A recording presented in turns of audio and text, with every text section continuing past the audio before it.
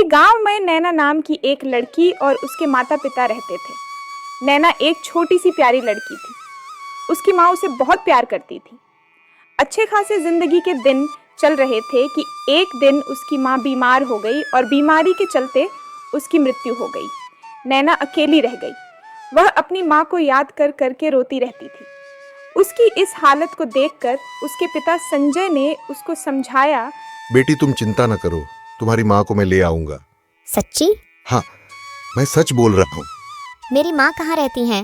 वो देखो, आसमान में भगवान के पास है तुम्हारी माँ। क्या मेरी माँ नीचे नहीं आएगी? आएगी, जरूर आएगी, लेकिन उसका रूप बदल जाएगा, वो पहले जैसी नहीं होगी। ऐसा क्यों है पापा? वो इसलिए कि कुछ पाने के लिए कुछ खोना पड़ता है। भगवान अगर उसे नीचे आने की इजाजत देंगे तो वो उसका रूप बदल देंगे। कोई बात नहीं, पापा होगी तो वह मेरी मम्मी ही। हो सकता है उसका स्वभाव भी बदल जाए। कोई बात नहीं पापा, जब भगवान जी यही चाहते हैं तो उसमें हम लोग क्या कर सकते हैं। असल में संजय उसे मानसिक रूप से तैयार कर रहा था। थोड़े ही दिनों में संजय बिमला नाम की दूसरी लड़की से शादी करके उसे घर ले आया और नैना से बोला, देखो नैना, तुम्हारी माँ आ गई।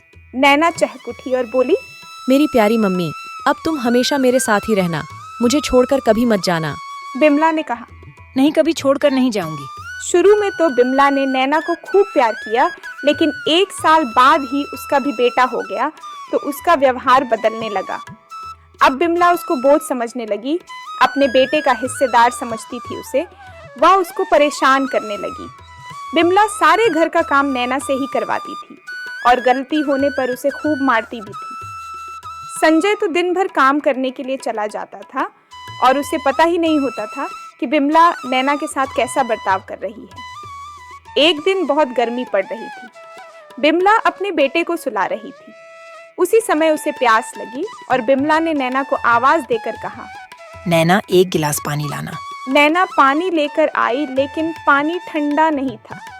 बिमला ने गुस्से में गिलास नैना के मुंह पर फेंक दिया और बोली, ये गर्म पानी रह गया था घर में पीने के लिए, ठंडा पानी नहीं लिया सकती थी क्या?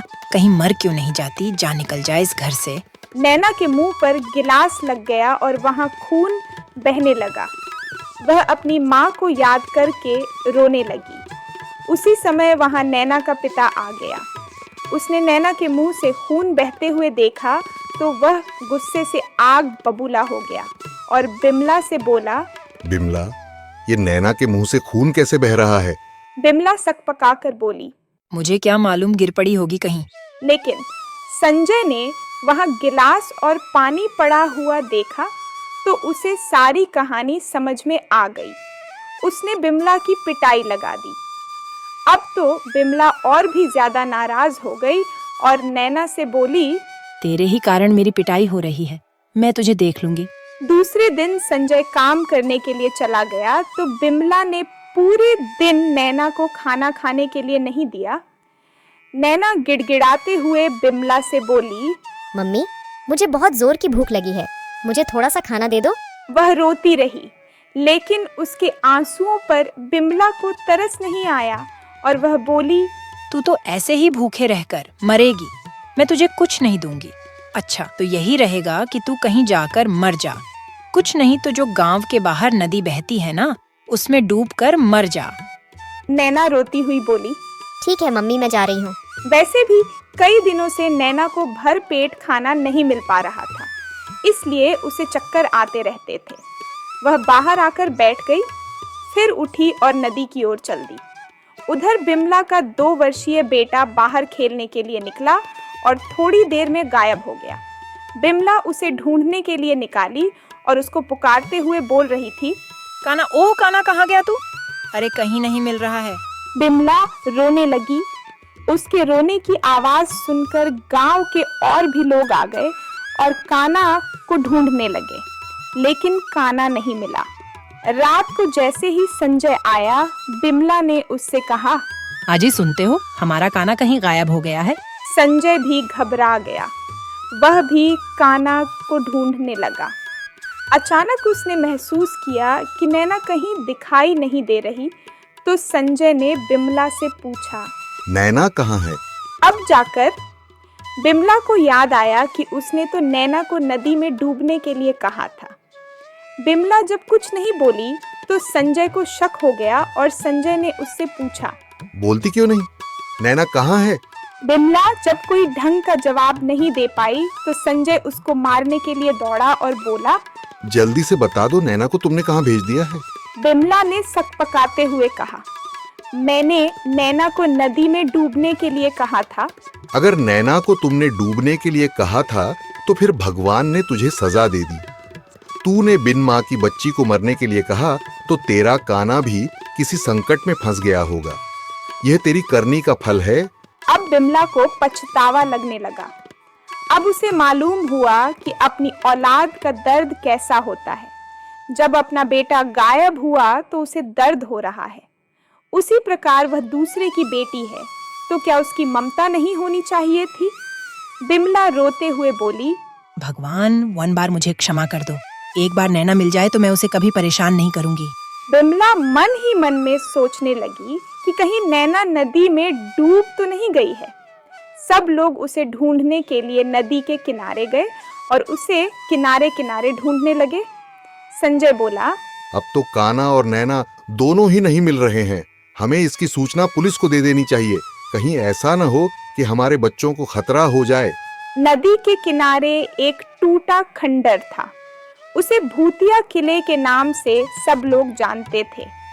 वहां दिन में भी किसी को जाने की हिम्मत नहीं होती थी।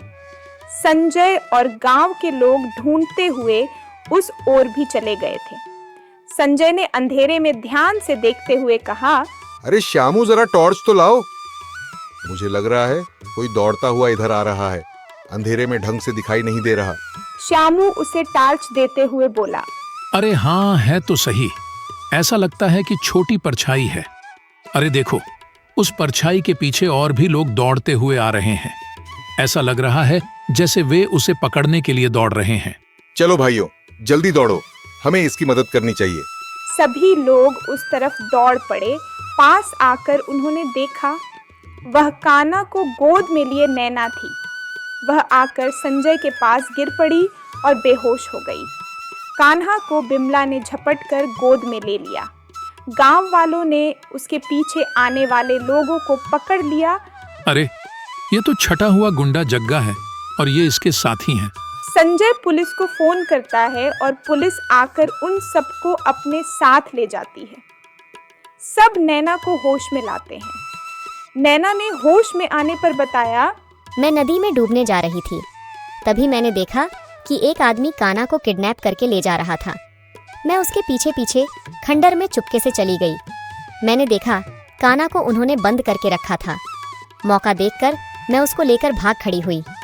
तब तक उन्होंने मुझे देख लिया और उन्होंने मेरा पीछा किया। तभी आपने मुझे बचा लिया। बिमला रोते हुए बोली, पर बेटी, मैंने तुझको मारा, पर फिर भी तुमने मेरे बेटे को बचाया। मम्मी, वह मेरा भैया है। उसको बचाने के लिए मैं मर भी जाती ना तो कोई बात नहीं थी। बिमला ने नैना को गले से लगा लिया। उसी दिन से वह नैना को बहुत प्यार करने लगी।